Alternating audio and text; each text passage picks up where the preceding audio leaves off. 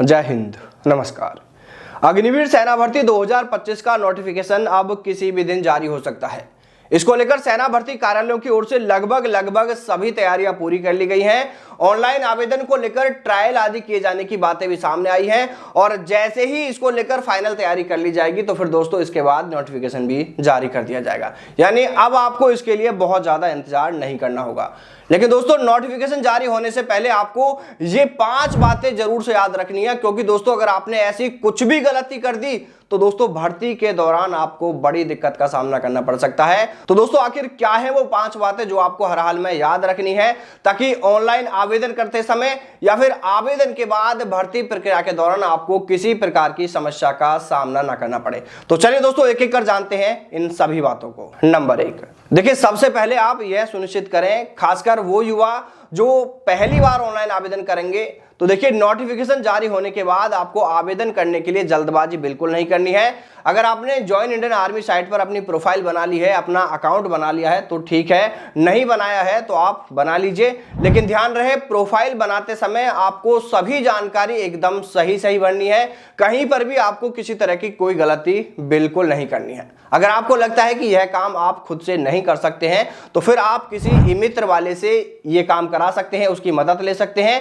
लेकिन वहां भी आपको इस बात का ध्यान रखना है कि प्रोफाइल बनाते समय जो जीमेल आईडी आप वहां पर दे रहे हैं वो आपकी पर्सनल जीमेल आईडी होनी चाहिए, यानी वो आपकी होनी चाहिए। ऐसा बिल्कुल भी ना करें कि किसी मित्र वाले की ही जीमेल आईडी लगा दें या फिर किसी यार दोस्त की जीमेल आईडी दे दें, या फिर आप मित्र वाले को कह दें कि भाई तुम खुद ही जीमेल आईडी बना लेना और वही लगा देना, और बाद में अगर आपको उस जीमेल का एक्सेस नहीं मिला तो भाई ऐसे में आपके लिए भर्ती के दौरान बड़ी दिक्कत हो सकती है।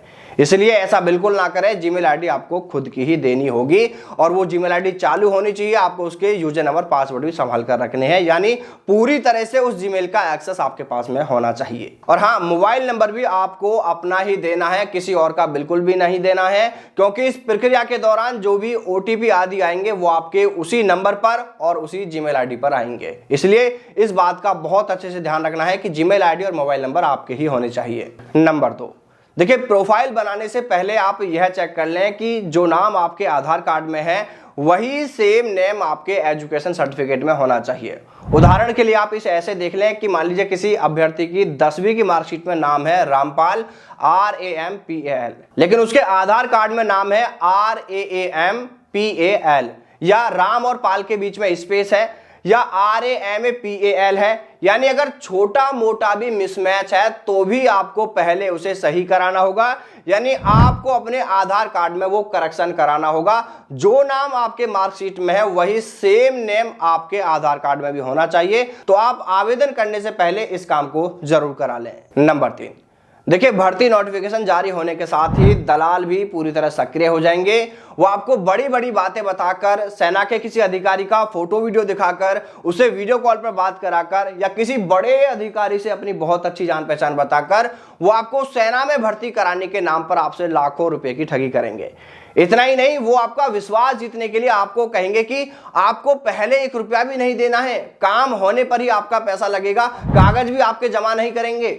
और फिर एक दिन ऐसा आएगा कि वो आपको किसी बहाने से आपके कागज लेकर बुलाएंगे, आपको कहेंगे कि आपके ओरिजिनल कागज लेकर आइए, साहब उनको वेरीफाई करेंगे, साहब ने आपके कागज मंगाए हैं, और वो कागज फिर वहां पर फंस जाएंगे। और उसके बाद वो दलाल आपको ऐसे घुमाएगा कि आप परेशान हो जाएंगे। स्थिति आपकी ऐसी हो जाएगी कि या तो आपको उसे पैसे देने ही पड़ेंगे, नहीं तो आप क्या करेंगे, आप पुलिस केस करेंगे। पुलिस केस की बात अगर आप उसे कहेंगे तो वो उसका सीधा जवाब पता क्या होता है, जाओ कर लो पुलिस केस, क्या कर लोगे आप मेरा। दोस्तों आपके सामने ऐसी स्थिति आ जाएगी कि आपको उसे पैसे देने ही पड़ जाएंगे, नहीं तो फिर आप भाग दौड़ करो पुलिस केस में। तो दोस्तों मेरा आपसे यही कहना है कि क्यों इस लफड़े में आपको पड़ना है। किसी दलाल की बातों में आपको बिल्कुल नहीं करना है, किसी के बहकावे में आपको नहीं आना है। अपनी मेहनत पर ही भरोसा रखें, मेहनत ही आपको कामयाबी दिला सकती है। और दोस्तों इसमें बड़ी बात यह भी है कि ये जो दलाल है ना आजकल बहुत दूर के नहीं रहे हैं।